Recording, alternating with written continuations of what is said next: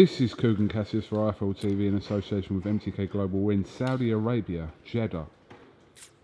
A long way from Manchester. Is that where you're from? No, you know I'm not from Manchester. Motherwell. I felt like I was on the flight with you from London, and I felt like you were on like a secret mission. You have to bring this belt safe to Jeddah, which is kind of what you had to do. Just tell us the implications of what would happen if you lose what's in that bag. Ring Magazine would be more eager to lose me than the belt. I'm expendable and the belt is not. So we're just going to show here. Yeah, this is not my Sunday roast in here. No, this is the Ring Magazine belt that will be contested by George Groves and Callum Smith. Yeah. This Friday in Jeddah. It's a work of art. I mean, we've seen it before. It is. It's an absolute work of art. I would just like to point out I'm way over 168 pounds. Okay, so no chance of you wrapping that around your waist. No. So, because in my head you should have like an armed guard with you. Yep. But it's just you. Well, I just keep an eye on it at all times, and if anyone tries to steal it, then I'll shout on you, and you can deal with them. Yeah. To be honest, I think this is one of these places where no one's going to steal anything. So I felt safe. 100% safe here. So yeah, give me some facts, give me some history, give me some stats about when the last time this belt was contested by two Brits.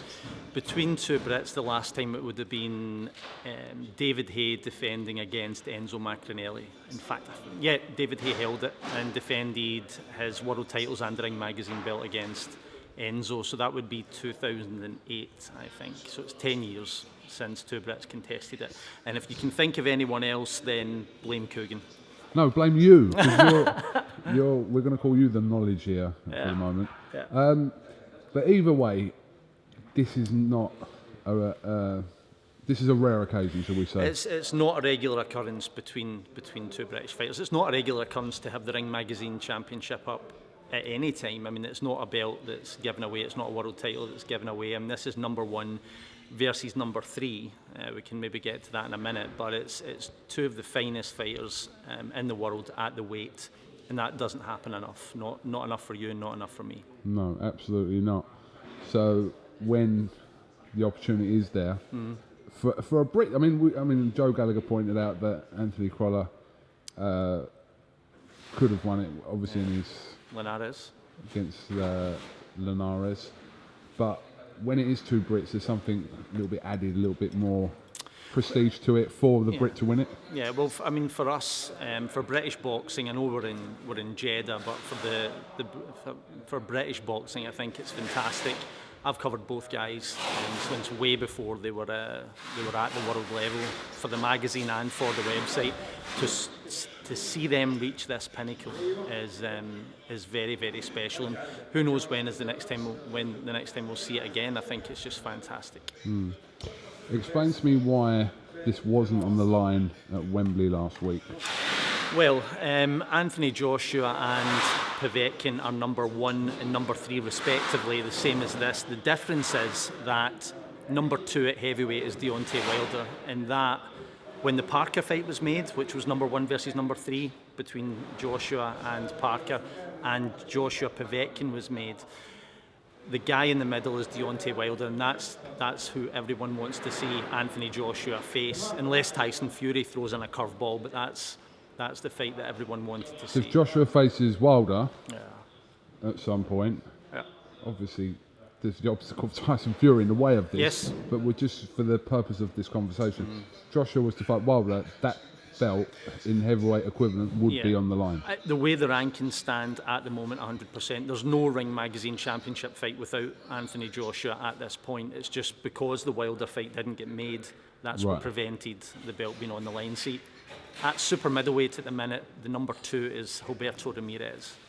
and the ratings panel voted very, very close.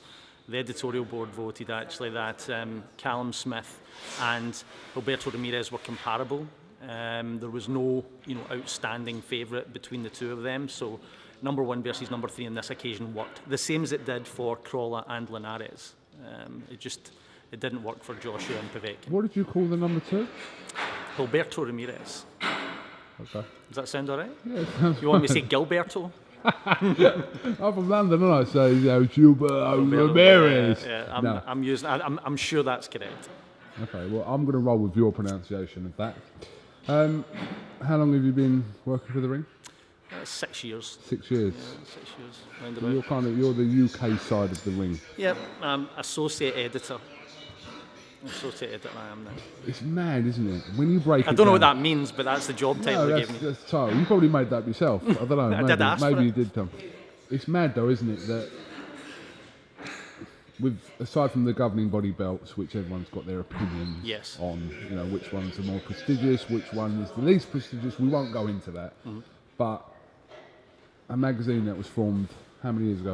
Almost 100, 1922. 100 years ago, over 100 years ago.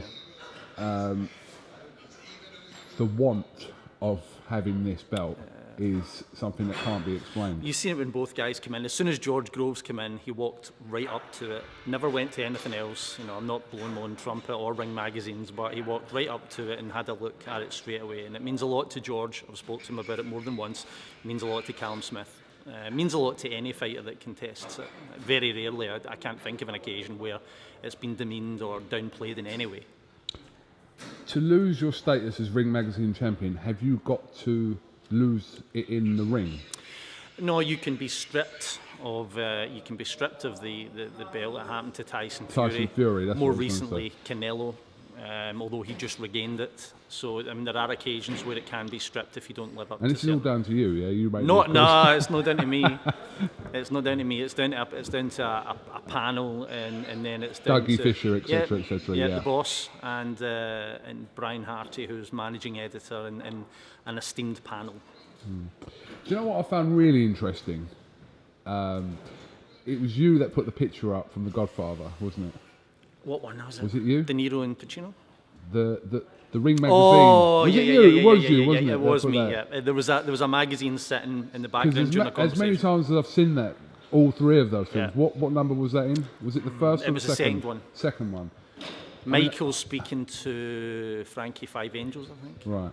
And there was a copy of Ring magazine just sitting there. And by the way, I'll tell you how accurate they've been. The year depicted in the movie is the year the magazine is from. Right. So they've not just tossed some random Ring magazine in. It was actually from the year that was. All right, here's another one. Where is that magazine now? What, the real one? No, the one that was in the movie. I've got no idea. I collect, Find it. I collect some of them.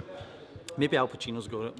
I'll ask. Someone's got it. I'll ask Al Pacino if he's got it. I hope it hasn't just been lost in transit. I wouldn't like to think so. I mean, it should be a collector's item, but it was pretty cool. Who's on the front cover of it? Oh wow! I think it might have been Floyd Patterson. Okay. I'm guessing there, or someone from that era. Floyd Patterson. It would have been someone of significance in that era because, Actually, it wasn't as outstanding as I thought. It was because they've depicted it so accurately. Maybe it wasn't Patterson. It was maybe a middleweight. I just can't. I wouldn't like to tell you any lies, but I'll tell you what. When we get back, I'll look. We'll check it out. Okay. So why have you still got hold of this? Because I'll be taking it to the weigh-in tomorrow, and to the fight on Friday. And then it needs to come back with me, and then this is a generic. This is for presentation purposes, right? Oh, so that's not the actual one. No, because it needs to get inscribed to the actual fighter, and you put the location and the result here, and the location and the result in the venue. Oh, okay. Yeah. Come on now, what's happening over there? What have you got one of these? This one. This is your one? No, it's not mine, but I've got it. I've got it currently. Okay. What would you say is the valuation of that belt? I don't know. It's like when I put up. Oh my God! Guys are killing me. Harder. Yep. Anyway. Yep.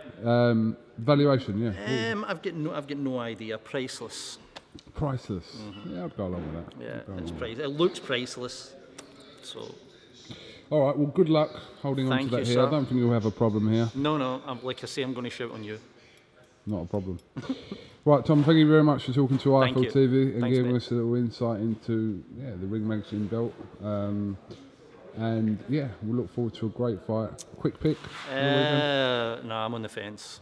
There's too many intangibles. Like, Callum's not looked himself recently, so he is maybe due a big performance. Groves, it just depends on the left peg, the left shoulder. So we'll need to see. I just hope it's a great fight and the best man wins. I'm sure it will be. Right, thank you very much for talking to IFL TV, and yeah, we'll look forward to the next couple of days. You're very welcome. Top man.